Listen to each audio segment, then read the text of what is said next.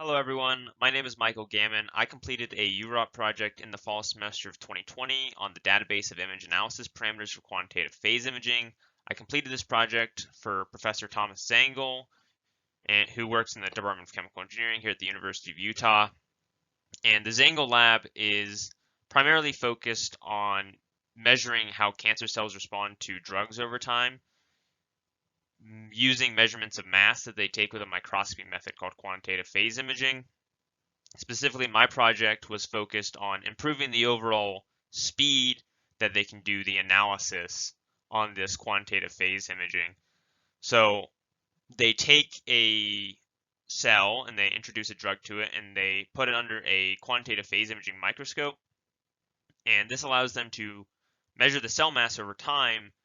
But to automate this process, they have to use image segmentation and object tracking that allows them to track how these cells respond over time. It allows them to track the cell mass of individual cells, and it allows them to link it over time, so between different images. And this is really important, so it allows them to kind of determine how these cells react to the drugs over time.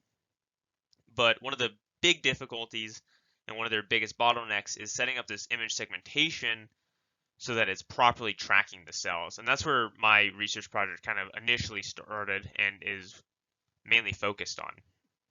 So what I completed was I organized and databased their code. So they've used a bunch of code. They've manually tuned a lot of this throughout the past, many years.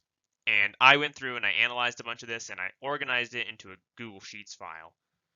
And then I added a search method to the database using Python's Jupyter Notebooks, which basically allows people to go and look up what their cell type is or their microscope. And effectively, the main goal here is if you have a cell or a microscope or something, you can look up what other people have done, assuming that their data and their results and what methods they use have all been included into the database.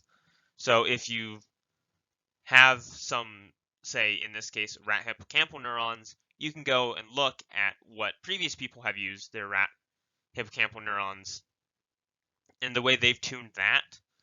And you can compare it, and then you can kind of estimate what your tuning should be. Now, it may not always be perfect, but it's focused on giving people a baseline idea to improve how fast that tuning is.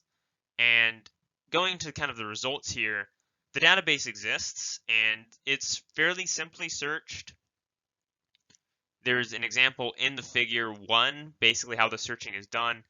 It's relatively heavy on the programming, but there's a lot of examples in the search, like the page, so that if anyone wants to do it, it's kind of easy to follow.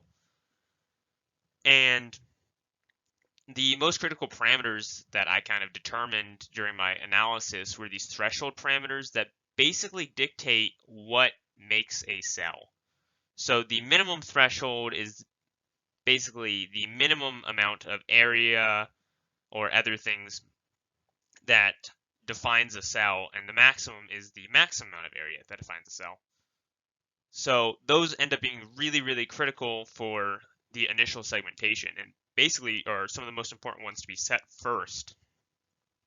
And then other parameters, typically defined kind of by the microscope or the experimental design, they're much more dependent on kind of how you design the experiment, the way you set up the microscope, what microscope you're using, and are a little bit less dependent on cell type, so they show up a little bit less clearly here, but it's kind of the same idea. If you have a microscope, you can go and check for what you should be using for your microscope.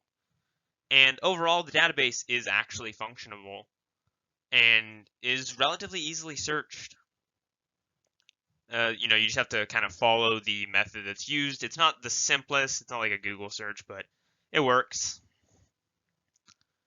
And it allows you to, look for where to start on the tuning process for people in the Zangel lab so that they can, hopefully improve how fast they're going through their tuning process. And the primary future work on this project is basically improving the database and also some kind of automated tuning process, a machine learning algorithm that could take in a bunch of information, take in your data, and automate the tuning process and automatically track the images would be very good, but it's a little bit far in the future, but that's kind of the main focus of the future work, and also one of the main reasons why this database got put together was to kind of set up that future work.